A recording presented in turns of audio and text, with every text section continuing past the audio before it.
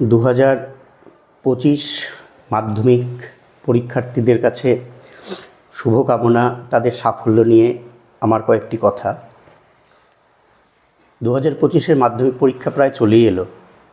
তা পরীক্ষার প্রাক মুহূর্তে বাংলা বিষয়ে কিছু আলোচনা আমার প্রিয় ছাত্রছাত্রীদের জন্য, যেটা নিয়ে ছাত্রছাত্রী বা তোমরা সবচেয়ে বেশি অসুবিধার সম্মুখীন হও, যে 10 নম্বরের রচনা। তোমরা ভাবতে পারো যে আমি একটু পেছন থেকে কেন শুরু করলাম, কারণ এই 10 নম্বর কিন্তু খুব ভাইটাল। প্রথমেই ভাবতে হবে যে এই 10 নম্বরের রচনাটা আমার কমন এসছে কি না। 4টে রচনা তোমাদের দেবে, সেই 4টে রচনা থেকে কোন রচনাটা লিখলে নম্বর পাওয়া যাবে, কোন রচনাটা কেমনভাবে লিখবে, তার একটা সম্ভাব্য আসার যে প্রশ্ন সেটা আমি বলি। এই বছর বইমেলা, বাংলার উৎসব, শতবর্ষে ঈশ্বরচন্দ্র বিদ্যাসাগর, বিবেকানন্দ যুব সমাজ, বিশ্ব উষ্ণায়ন, চন্দ্রাভিযান, পরিবেশ দূষণ তার প্রতিকার এবং অবশ্যই বিজ্ঞান ভিত্তিক একটি রচনা। সেটা বিজ্ঞানের ভালো মন্দ হতে পারে, বিজ্ঞান মনস্পত হতে পারে। তো এই যে রচনাগুলো লিখবে, তোমাকে মাথায় রাখতে হবে যে একটি রচনা লেখার ক্ষেত্রে অন্তত 7 থেকে 8টি পয়েন্ট তোমাকে কভার করতে হবে, না হলে কিন্তু রচনাতে ভালো মার্কস পাওয়া যাবে না। রচনার সাথে সাথে 5 নম্বরের যে সংলাপের সাথে প্রতিবেদন অথবা থাকবে, সেখানে সংলাপটাকেই বেশি প্রেফার করবে বলে আমার ধারণা।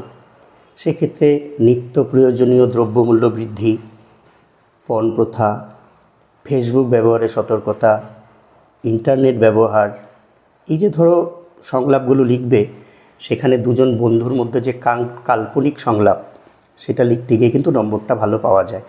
অথবাতে প্রতিবেদন থাকবে, সেখানে প্রতিবেদন লিখতে গেলে একটি রিপোর্ট তৈরি করে রিপোর্টার হয়ে তার যে রিপোর্টিং, সেটা সঠিক না হলে 5-এ কিন্তু মার্কস পাওয়াটা একটু সমস্যা হয়ে যায়। পরবর্তীতে চলে আসে বঙ্গানুবাদ।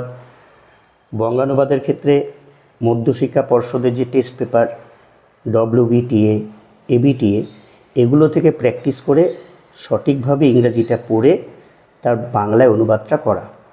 সেখানে যে 4 নম্বর থাকবে, এটাতে 4-এ 4ই পাওয়া যায়, একটু সতর্কতা অবলম্বন করে লিখতে হবে। চলে আসি একটু ওপরের দিকে নাটকে। নাটকটা এইভাবেই শুরু করলাম যে যেহেতু একটি নাটক আছে, সেখান থেকে তোমাদের কিন্তু 2টো প্রশ্ন দেবে, একটি লিখতে হবে। সেই ক্ষেত্রে নাটকটা সম্পূর্ণ পড়ে তার থেকেই প্রশ্ন যেটা আসবে তোমাকে গুছিয়ে লিখতে হবে। তা তোমাদের গুছিয়ে লেখার ক্ষেত্রে সম্ভাব্য যে প্রশ্নগুলো নাটক থেকে এবার আসতে পারে, সেখানে সিরাজদৌল্লার চরিত্র, লুৎফার চরিত্র, আবার পলাশী, রাক্ষসী পলাশী, জাতির সৌভাগ্য সূর্য আজ অস্তাচলগামী, আজ বিচারের দিন নয়, এই ধরনের প্রশ্নগুলো কিন্তু সিরাজদৌল্লা নাটক থেকে তোমরা তৈরি করে যাবে। এবার চলে আসি গল্প, কবিতার, প্রবন্ধের ক্ষেত্রে। প্রবন্ধের ক্ষেত্রে 2টো প্রবন্ধই তোমাদের কিন্তু পড়ে যেতে হবে। 2টো প্রবন্ধ থেকেই প্রশ্ন দেবে। সেক্ষেত্রে আমার মনে হয় যে হারিয়ে যাওয়া কালিকলম আর বাংলা ভাষায় বিজ্ঞান, এর মধ্যে হারিয়ে যাওয়া কালিকলম থেকে লেখাটা হয়তো একটু সহজ হবে। এবং যদি একটু টেক্সট বইটা, সব ক্ষেত্রে টেক্সট বইটা যদি একটু খুঁটিয়ে পড়া যায়, তাহলে ওভারঅল কিন্তু কোনো প্রশ্নই ছেড়ে আসা যাবে না, ছেড়ে আসতে হবেও না। এই কারণে টেক্সট বইটা যদি ভালো করে পড়া থাকে, যে কোনো জায়গা থেকেই প্রশ্ন দিক, কারণ টেক্সট বই বহির্ভূত তো প্রশ্ন হচ্ছে না। সুতরাং তুমি কিন্তু তোমার মতন করে বিষয়বস্তুর ওপর ভরসা করে একটি অংশ কিন্তু লিখে আসতে পারবে। তা সিরাজদৌল্লা নাটক গেল, এদিকে আমার প্রবন্ধ গেল। ভাইটাল যে গল্প আর কবিতা রইল, সেই গল্প কবিতা থেকে কিন্তু 3 নম্বর মার্কসের এবং 5 নম্বর মার্কসের যে প্রশ্নগুলো, এবার কিন্তু একটু অন্যরকমভাবে আসতে পারে। তা যেগুলো সম্ভাব্য আসতে পারে 3-এর এবং 5-এর, তার একটা বিষয় আমি একটু আলোচনা করি। আমার যেটা মনে হয়, এবার কিন্তু কবিতার ক্ষেত্রে সিন্ধু তীরে আয় আরও বেঁধে বেঁধে থাকি, এখান থেকে বড় প্রশ্ন আসার সম্ভাবনা খুব কম। খুব কম এটাই বললাম, আসবেই না।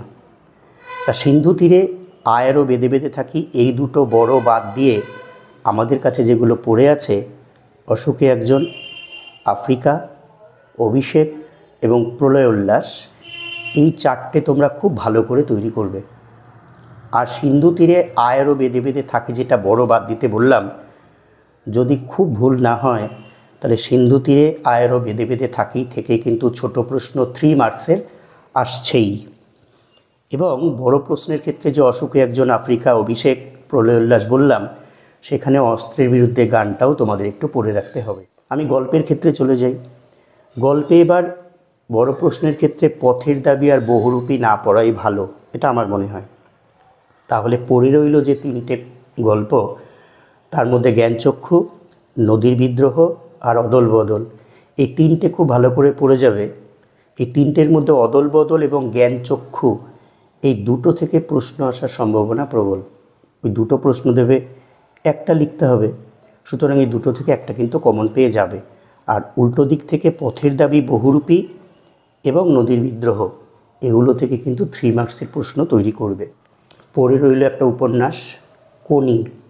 কোনির 14টা পরিচ্ছেদ, তাই কোনির কোন কোনা থেকে প্রশ্ন আসবে সেটার সম্ভাবনা কিন্তু আমি হয়তো চট করে বলে দিতে পারছি না, কিন্তু তাও মোটামুটি বিগত বছরগুলোর সম্ভাব্য প্রশ্ন যেগুলো এসছে তার উপর একটা মডিফাই করে দেখা যাচ্ছে যে কোনি থেকে কোন কোন প্রশ্নগুলো আসতে পারে। তা কোনি থেকে যে প্রশ্নগুলো আসার সম্ভাবনা আছে, আমার মনে হয় যে কোনির দারিদ্র নিপীড়িত বা একটা বস্তি থেকে উঠে আসা সাধারণ মেয়ের কাহিনী, যে কী করে সে বড় হয়ে উঠছে, অবশ্যই তার বড় হয়ে ওঠার পেছনে যাদের অবদান আছে, অবভিয়াসলি প্রণবেন্দু, ওদিকে লীলাবতীর চরিত্র, কোনি যেভাবে ফাইট করেছে লড়াইয়ে টিকে থাকার জন্য, বা তার চোখে বারবার ভেসে উঠছে সত্য সংখ্যাটি, তাছাড়া তোর আসল লজ্জা জলে, আসল গর্বও জলে, কখনো কখনো তার জায়গাতে আমরা পাচ্ছি মেডেল তুচ্ছ ব্যাপার, দেশ ও জাতির কাছে মেডেলের দাম অনেক। তা এই যে প্রণবেন্দু চরিত্র বা লীলাবতীর চরিত্র, ওদিকে কোনির চরিত্র, তার সাথে সম্ভাব্য যে লাইন তুলে প্রশ্নগুলো দেওয়া, এই প্রশ্নগুলো কিন্তু একটু ফলো আপ করতে। আমার মনে হয় জ্ঞানচক্ষু থেকে টেক্সট বইটা তোমরা খুব ভালো করে পড়বে। শুধু জ্ঞানচক্ষু নয়, প্রত্যেকটা কবিতা, আবারও বলি, প্রত্যেকটা গল্প, প্রবন্ধ এবং কোনি উপন্যাস, এই জায়গাটা কিন্তু প্রত্যেক ক্ষেত্রে টেক্সট বই লাইন টু লাইন তোমরা কিন্তু একটু পড়ে যেও, কারণ কোথা থেকে লাইনটা তুলে দেবে সেটা প্রশ্ন থেকে ধরে তার সম্ভাব্য একটা উত্তর তৈরি করে আসা, এটাই তোমাদের প্রধান কাজ। তবে যেই প্রশ্নটাই তোমরা লেখার চেষ্টা করবে, যে প্রশ্নগুলোর কাটা কাটা প্রশ্ন থাকবে, হয়তো 1+4 বা 2+3 বা 1+1+3, সেগুলো একটু লেখার চেষ্টা করবে, সেক্ষেত্রে হয়তো তোমাদের মার্কসটা অনেকটাই বেড়ে যেতে পারে। তারপরে রইল আমাদের ব্যাকরণ, যেটা নিয়ে একটু সমস্যা কিন্তু আমাদের হয়।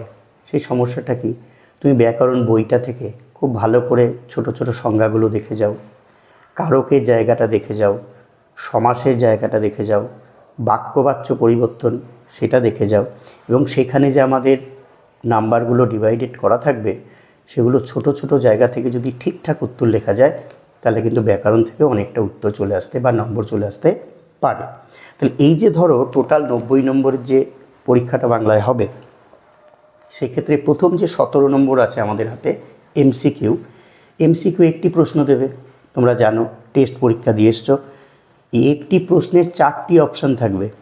সে 4টি অপশান তুমি খুব ঠান্ডা মাথায় ভালো করে দেখে, একদম চোখে সেট করে, আইকিউ সেট করে, তুমি তার সঠিক জায়গায় তোমাকে উত্তরটাতে দাগ দিতে হবে।